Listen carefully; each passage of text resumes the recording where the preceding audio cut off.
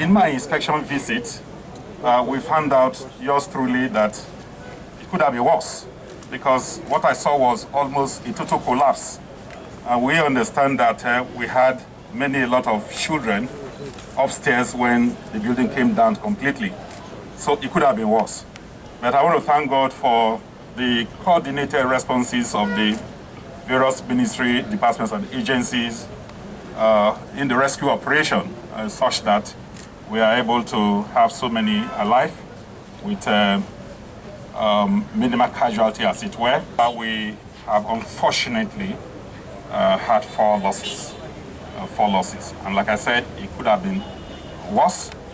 The reports from the medical personnel is very heartwarming, encouraging, and very hopeful, as it were. And from what I also saw, so much responses here. The patients are responding well, and we hope that many of them in no distant time will be discharged.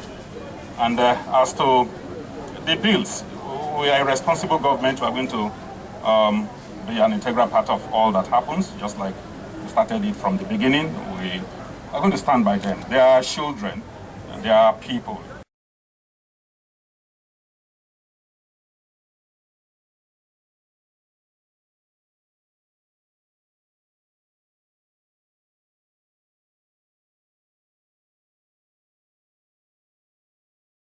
As a government, we have made efforts. We have consummated the setting up a panel of inquiry to looking into the immediate remote causes of the collapse of that facility.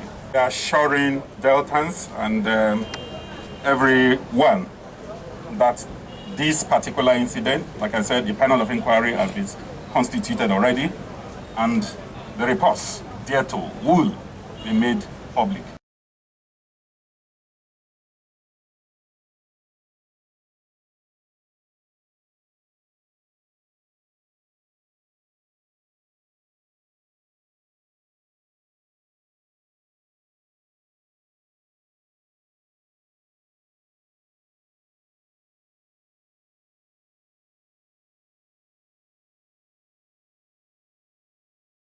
We are about to receive Holy Communion. But the man of God, David Dibiome, Pastor David Dibiome, now told us that the people that are to take the Holy Communion are the people with critical conditions, sicknesses like diabetes, HIV, cancer. It's not for everybody. So we were there listening to him. All of a sudden, we now discovered that there was a great noise, not even to allow anybody to escape. What we saw, it was like a magic. What we saw was everybody was just going down. And as I was backing my small baby, and this one was in the children's department at our back. So after the incident, people came to rescue us, so many people. So I was there trying to bring this one out, brought this one out of from my back. So there was like, the man was like, I should give him the baby, give him the baby. I gave him the baby. So later I started looking for this one, later saw this one alive. But so many people was affected. So yes, we just bless God, I don't know. So after the incident, our bags, our phones, everything went there. Went like that, even our slippers, but we are just alive. We are just alive. So many people survived it. But I thank God for government of this state, because they really are. Immediately this incident, or even fire service everywhere, ambulance, everybody filled up. We are trying to rescue people. We were inside church. No, first of all, this is where Salvation Ministry used to worship. Yes. The up floor. And this building is not Salvation building. Right. This building is rented apartment. Yes. That is where it's rented apartment. But as yesterday when this scenes occur, it's it's just close to the ending of the service now. We were about taking Holy Communion. At that point when the building was collapsing, nobody tried to run at that point because everybody was just sinking down. Nobody tried to run. But you knew that you were sinking? I knew that I was sinking. I was only shouting, Lord, save me, save my children, save us. Lord, save me, save my children, save us. At that point when the building was sinking and most of us, everybody was just shouting, Lord, save us. suddenly the thing has stopped. The thing has stopped. That moment that the thing has stopped, everybody started rushing out. Everybody started rushing out of the building. You know, during that process now, some we marched some like that, trying to escape, and some that block was already trapped there, like that. I managed to rescue all my children. All my children, they came out, 3 of them, with just minor injuries.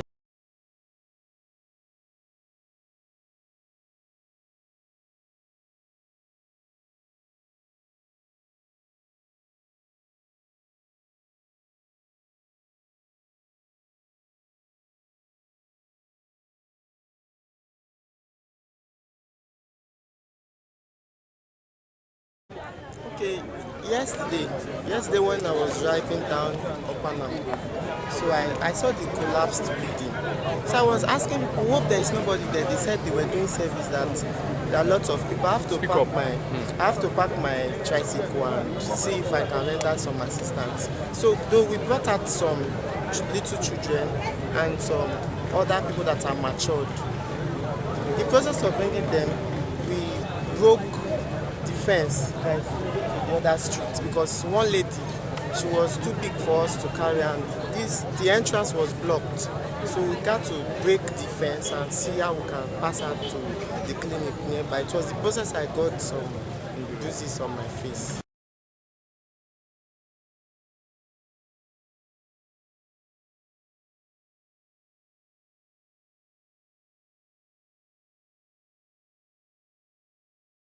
It's an unfortunate situation. 8 o'clock in the evening, I proceeded to this place. I saw the whole environment. We helped to evacuate some certain persons, and the resultant effect of this incident that happened is the negligence on the part of the church. The building has since been transferred to the new owner, who in touch is doing renovation on the building. The church has been notified to quit the building over 6 months ago. Even the man occupying the downstairs that sell ties has also been notified. That one has long left after enough pressure. Not until this calamity happened yesterday. There's never a government notice notifying them to evacuate the building. This structure has been standing since 2008. And this parcel of land is an inheritance from his father. So there's no document between him and his father. But the father has the survey document of the entire land. So there haven't been any form of notice from the government to evacuate this place. The renovation that is going on, like I said earlier, is being carried out by the new owner, whom they have transferred the ownership of the property to. So he will be the one to answer what he has instructed his engineers to do.